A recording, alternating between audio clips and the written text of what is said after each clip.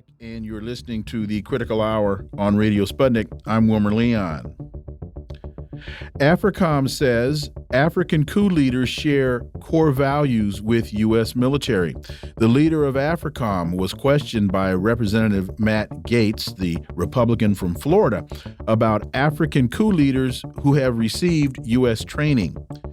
What are we to make of this? Well, for insight, let's turn to my next guest. He holds the John J. and Rebecca Moore's Chair of History and African American Studies at the University of Houston. He's one of the most prolific writers of our time. His latest book is entitled The Counter-Revolution of 1836, Texas Slavery, Jim Crow, and the Roots of American Fascism. Dr. Gerald Horne, as always, Gerald, welcome back. Thank you for inviting me. So General Michael Langley, the head of U.S. Africa Command, or AFRICOM, was grilled by Congressman Gaetz last week about African soldiers who received U.S. military training and went on to carry out coups. Langley insisted only a very small number of Africans who received training later go on to be involved in coups against civilian governments, and said the program's focus on core values. That, to me, sir, is quite frightening. This sounds a lot like the School of the Americas that was in Fort Benning, Georgia, which for 54 years operated as a training facility for Latin American dictators, torturers, and assassins. Dr. Horne. Well, that's a fair point. And keep in mind that this month of March 2023, we witnessed the very disturbing spectacle of U.S. military forces engaged in military maneuvers off the Gulf of Guinea, that is to say, in the vicinity of where many of these coups have taken place. Now, what's curious about these military maneuvers is that supposedly they're designed to repress religious insurgencies, as they are dubbed, particularly those spearheaded by those who are considered to be Muslims. But what's interesting about that is that we know that this particular strain of so-called Islamicism arose not least because the United States was working hand in glove with these forces in Afghanistan, for example, and helped to drive them into further influence in Libya after the overthrow of Mr. Gaddafi in 2011, who had opposed these forces. And so you see this rather ironic, if not disgusting, spectacle of the United States helping to create problems and then supposedly helping to resolve problems. It's like the poacher who says that simultaneously he's the gamekeeper, or it's the arsonist who says simultaneously he's the firefighter. This simply will not do. And speaking of something that will not do, keep in mind that we're witnessing, I think, a historic handoff. Recall that the historic handoff from the British Empire to U.S. imperialism took place in the immediate aftermath of World War II, concluding in 1945. Well, I think we may be witnessing a delayed handoff from the French neocolonial empire in Africa, which obviously is unraveling as we speak, as we see French forces ousted unceremoniously from Mali, amongst other places, and U.S. imperialism seeking to take that French role. Now, in that regard, you may have noticed of late the steady stream of prominent U.S. visitors to the continent, speaking of First Lady Joe Biden to Namibia and to Kenya, Mr. Blinken, the Secretary of State, he's in Africa so often that he probably should rent a flat there, most recently in Niger. And as we speak, Vice President Kamala Harris in Ghana.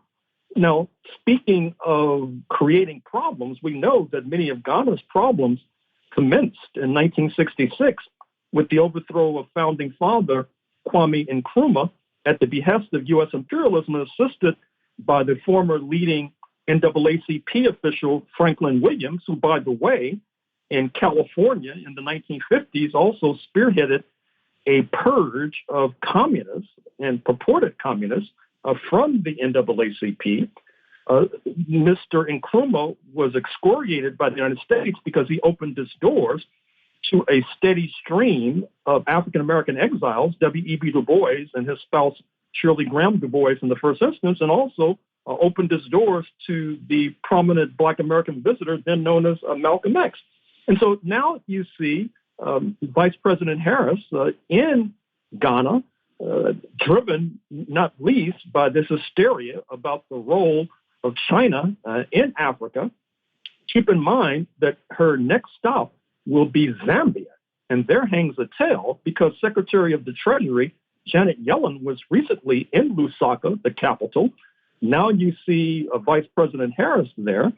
And I don't think you can understand this attention to the Southern African nation without understanding its proximity to Zimbabwe, where the United States is opposed to the regime because it is perceived as being hostile to settler colonialism.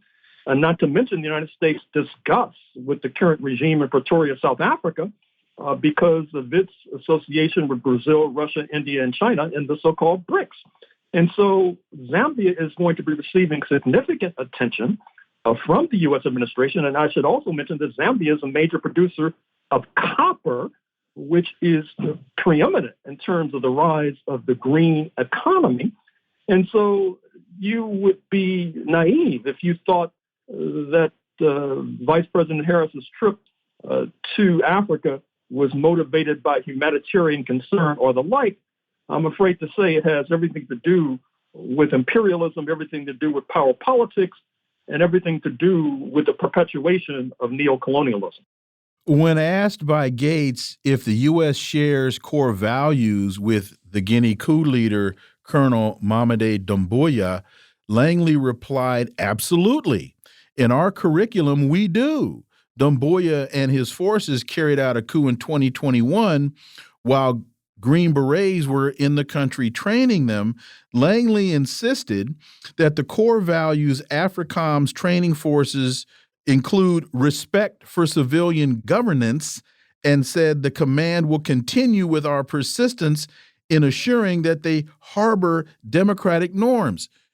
That sounds, incredibly inconsistent to me that you can say that backing a coup leader is supporting respect for civilian governance. It also sounds eerily reminiscent of what the United States did in the Maidan coup when it went into Ukraine and overthrew the Yanukovych government in Ukraine. And we look on the horizon and we see what's happening in Hungary as, what's her name, Samantha Power was in Budapest, many believe starting to foment a coup to overthrow the president of Hungary, or Viktor Orban. So help me out here. Help me square this circle, Dr. Horne. I'm confused. Well, with regard to West Africa, once again, you have to consult history. Recall that founding father Sekou Touré was a militant Pan-Africanist, was anti-imperialist, and therefore had difficult relations with both Washington and France.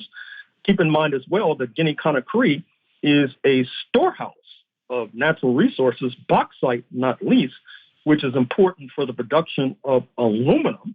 And so that helps to explain this rather interesting concern that the curiously named Lieutenant General Langley, who happens to bear the surname of the headquarters of the Central Intelligence Agency and also happens to be of African descent, that helps to shed light upon his remarks about Guinea-Conakry. And I don't think we should ignore the point that Washington thinks it has a trump card with relationship to the deployment of these folks of African descent to West Africa, feeling that the Africans will be sufficiently naive to be traduced by those who are rich in melanin. But that's terribly misguided and misleading.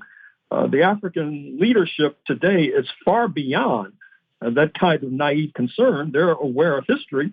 They're aware of the United States jumping in bed with Africans with very disgusting reputations. I could go down the list. That would take the rest of the afternoon, but let's just focus for the moment on the late man known as Joseph Mobutu Sese Seko of what is now the Democratic Republic of the Congo, who was a kleptocrat, a thief, a murderer, and yet was embraced in the White House more than once. So the Africans are well aware of this rather sorry history and will not be fooled again. Pension reform in France may lead to hardening of Paris's positions, activists say. France has recently unveiled pension reforms to raise the legal retirement age from 62 to 64. The reform has triggered public discontent, and the rising social discontent is causing Paris to draw a harder line on the issue of Pan-Africanists. Your thoughts on the correlation? And you just touched on this a bit, Dr. Horne. Well, I think that there is something to be said for this idea that to the extent that France is driven out of its neo-colonial empire in Africa, there will be lesser amount of largesse to distribute at the upper levels of the French middle class and the upper levels of the French working class. And at the same time, France is being driven out of Africa. They're being supplanted by U.S. imperialism, as noted. And U.S. imperialism has a downward gravitational pull on the social welfare benefits that the French working class has come to enjoy. And that helps to explain why within days you will see President Macron jetting off to China. Now, he says that he's going to China because he's trying to save China from the clutches of Moscow, which barely passes the giggle test. I mean, he's going to China because he's looking for a way to bail out his tottering regime. The Financial Times of London, of all organs, has speculated that Mr. Macron not only may be on the way out, but a new kind of regime may be taking place in the hexagonal nation, speaking of France, leading to what would be the Sixth Republic after 5 versions of the earlier republic. So Mr. Macron has one foot on a banana peel, and certainly the Africans are trying to make sure that he winds up in the dustbin of history. It is amazing that in 2023, we can sit here and still be discussing the loss of the standard of living for the middle class in France based around the issue of Franc-Afrique. That to me is amazing. Well, I understand your sentiment, but obviously, in order to understand that rather difficult concept, you understand the nature of imperialism, the nature of neocolonialism, the fact that whether we like it or not, there are certain forces in these leading capitalist countries where the working class at the top end is being bought off to a certain degree by the largesse extracted from Africa.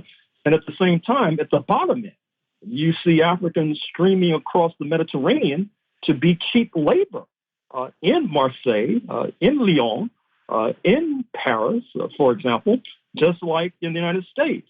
You have the cheap labor forces streaming across the border, oftentimes not being allowed to come to the United States in order to serve at the bottom end of the working class. This is the rather evil and malevolent machinations, I'm afraid to say, of contemporary imperialism and neocolonialism. Dr. Gerald Horne, as always, thank you so much for your time. Greatly, greatly appreciate that analysis, and we look forward to having you back. Thank you.